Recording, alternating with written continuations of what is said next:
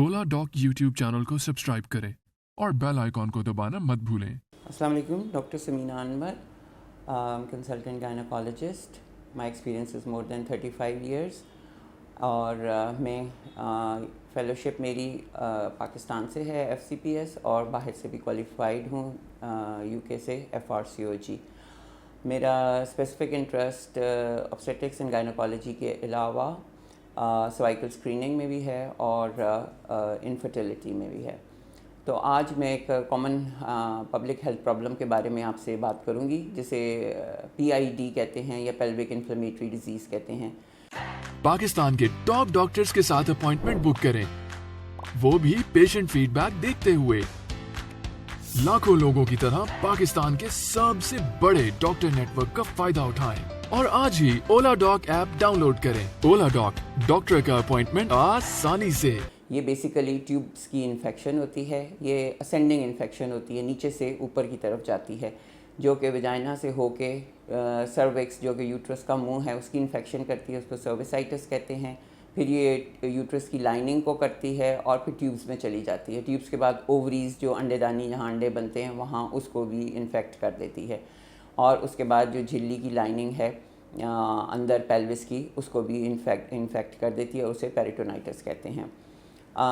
ये पाकिस्तान में तकरीबन 8% इसकी इंसिडेंस है। और ये इसके अलामात क्या हैं?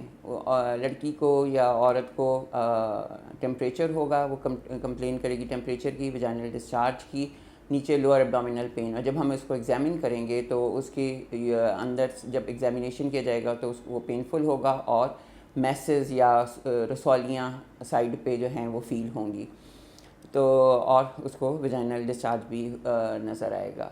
ये अब किस तरह ये कौन से लोग हैं जो ज़्यादा इससे अफेक्ट होते हैं? नली पेरिस, जिस लड़की की कोई अभी औलाद ना हो, वो ज़्यादा अफेक्ट होती हैं। यंग गर्ल्स ज़्यादा अफेक्टेड होती हैं। जिनको पीरियड्स आए हों उनमें ज़्यादा ये उस वक़्त ज़्यादा चांसेस होते हैं। जो लड़कियां टैम्पन्स यूज़ करती हैं, जिनके लोअर सोशो इकोनॉमिक स्टेटस होता है या जिनकी पुअर हाइजीन होती है, उन लोगों में इसके चांसेस ज़्यादा होते हैं। और वो जो हमल रोकने के लिए इंट्रायूट्राइन कॉन्ट्रासेप्टिव डिवाइस यूज़ करते हैं लेकिन उनकी स्टेरिलाइजेशन ठीक नहीं होती, उनमें भी इसके चांसेस ज़्यादा होते हैं। उन औरतों में भी ज़्यादा होते हैं जिनके हस्बैंड के मल्टीपल सेक्चुअल रिलेशनशिप होती है, या वो औरतें जो इस इंडस्ट्री में हैं, सेक्चुअल इंडस्ट्री में, उन लोगों में भी ये इन्फेक्शन बहुत ज़्यादा है। जब ये औरतें या अफेक्टेड लोग हमारे पास आते हैं तो हम उसे कैसे डायग्नोस करते हैं?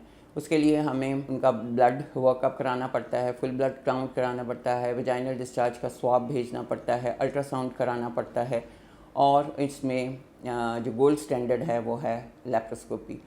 लेप्रोस्कोपी जो है वो हमें बताती है कि ये एंडोमेट्रियोसिस नहीं है या और कोई नहीं है, ये इससे डायग्नोज होता है। और सर्टेन केसेस में हमें CT भी कराना पड़ता है।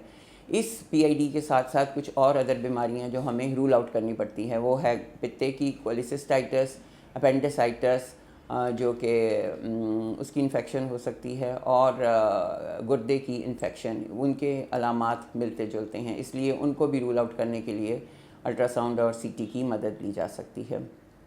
जब ये इन अलामात के साथ लोअर एब्डोमिनल पेन, टेम्परेचर और वजाइनल डिस्चार्ज के साथ आती हैं तो इनको एमरजेंसी बेसिस पे ट्रीट करना चाहिए। 2 किस्म की एंटीबायोटिक्स दी जाती हैं। 24 आवर्स के लिए देखा जाता है कि वो रिस्पॉन्ड कर रही हैं कि नहीं। अगर वो नहीं कर रही तो उन्हें हॉस्पिटलाइज़ किया जाता है, IV एंटीबायोटिक्स दी जाती हैं, और अगर वो रिस्पॉन्ड ना करें तो लेप्रोस्कोपी की जाती है।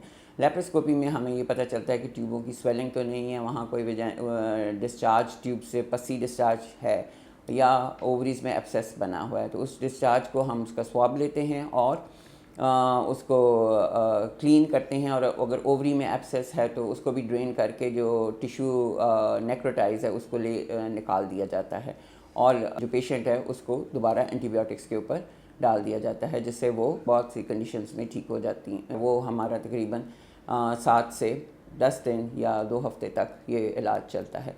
कुछ अदर कंडीशंस हैं जिसमें ये PID हो जाता है, वो है ट्यूबरकुलोसिस। ट्यूबरकुलोसिस को भी रूल आउट करना चाहिए, उससे भी पेल्विक इन्फ्लेमेटरी डिजीज़, जो ट्यूब ब्लॉकेज होती है। اور جن کنڈیشن میں یہ ملٹیپل سیکچول پارٹنرز کی وجہ سے ہے یا ان میں ہسبینڈ کو بھی اسکرین کرنا چاہیے. اگر آپ کے ایچ وی ایس پہ کلیمیڈیا یا گنوریا آتا ہے تو apart from treatment of female male کا بھی ٹریٹمنٹ کیا جاتا ہے تاکہ دوبارہ وہ اس سے سفر نہ کریں. اب اس کی امپورٹنس یہ ہے کہ وائی ہم اس کے بہت اس کو ایمرجنسی بیسس پہ یا فاسٹ ٹریٹ کرنا چاہتے ہیں, کیونکہ اگر عورت اس سے افیکٹڈ رہے اور یہ ڈائگنوز نہ ہو تو وہ throughout lower abdominal pain کی پیشنٹ بن جاتی ہے اور اس میں ایکٹوپک پریگنینسی یعنی ٹیوبل پریگنینسی کے چانسز زیادہ ہو جاتے ہیں اور بانجھپن کی تکلیف اس کو ساری عمر اس سے تنگ کرتی ہے.